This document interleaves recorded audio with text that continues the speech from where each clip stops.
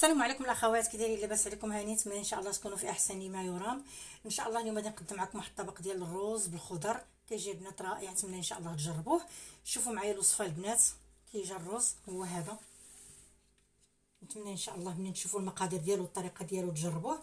خليكم معايا البنات باش نقدم لكم المقادير والطريقه. السلام عليكم الاخوات، كي دايرين؟ لاباس عليكم؟ كلشي مزيان؟ اليوم ان شاء الله جبت معكم واحد الفيديو جديد وواحد الطريقه جديده ديال الرز، ماشي شلاضه البنات ولكن هذا كيتكل سخون. المهم البنات خليكم معايا، انا كلشي وجدته باش ما يجيش الفيديو طويل.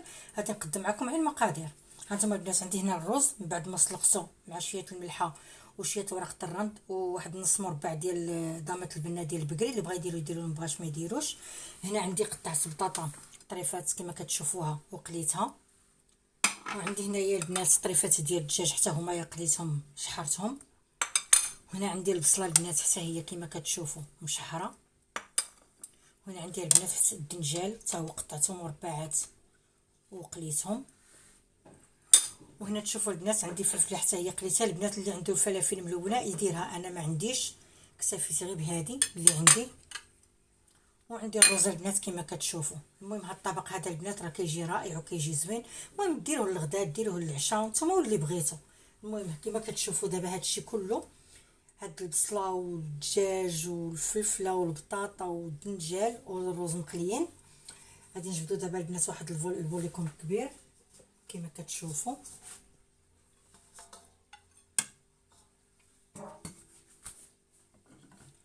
غادي ندير فيه الرز.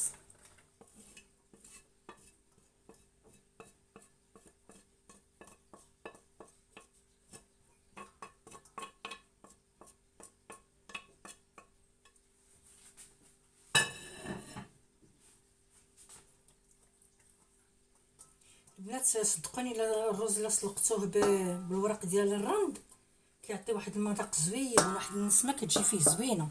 نتمنى ان شاء الله تجربوها وتردوا عليا. هنا البنات كندير البطاطا اللي قليت.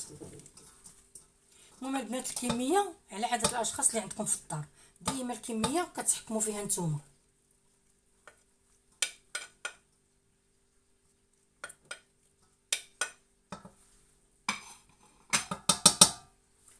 غادي ناخذ الفنجان.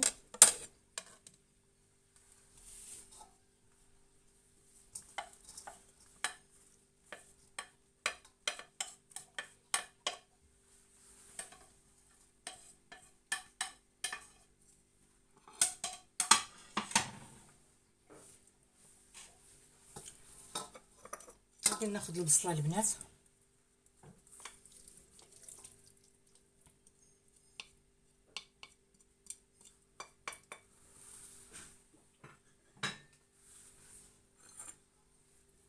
غادي ناخذ ديك الفلفله كما كتشوفوا.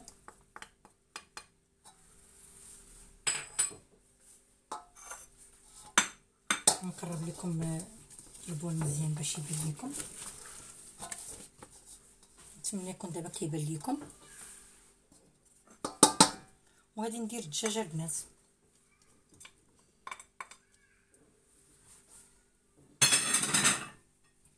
البنات هادو هما المقادير كاملين كما كتشوفوا. غادي نزيد شويه زيت العود البنات. هذه ما نديرو معها لا لاصوص لا حتى شي حاجه، غنكساو فيه غير بالملحه وبالبزار وزيت العود. نديرو شويه البزار.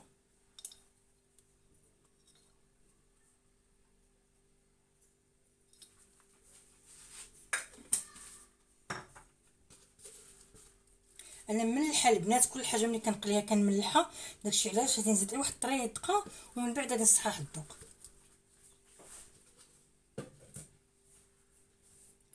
ودابا البنات غادي نخلطوا هاد المقادير كامله باش ينسجموا مع بعضياتهم.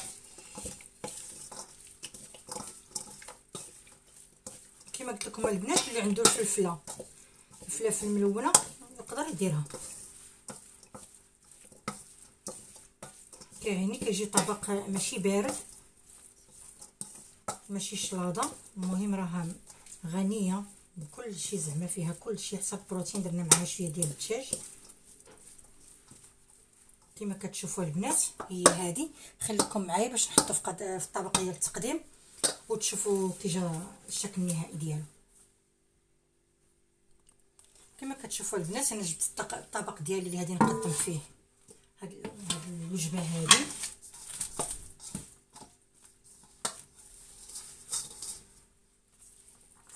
هانتوما البنات كل واحد كيحطها كيف بالطريقه اللي بغا.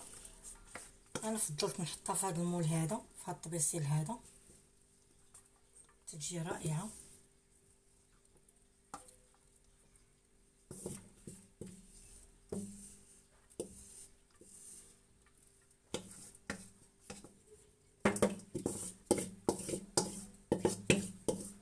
صدقوني البنات مع الدنجه المقلي والبطاطا مقليه وداكشي كيعطي واحد لوغو زوين، والبصله حتى هي مشحره كيعطي واحد لوغو زوين في هذا الطبق هذا. نتمنى ان شاء الله تجربوه. نتوما كما كتشوفوا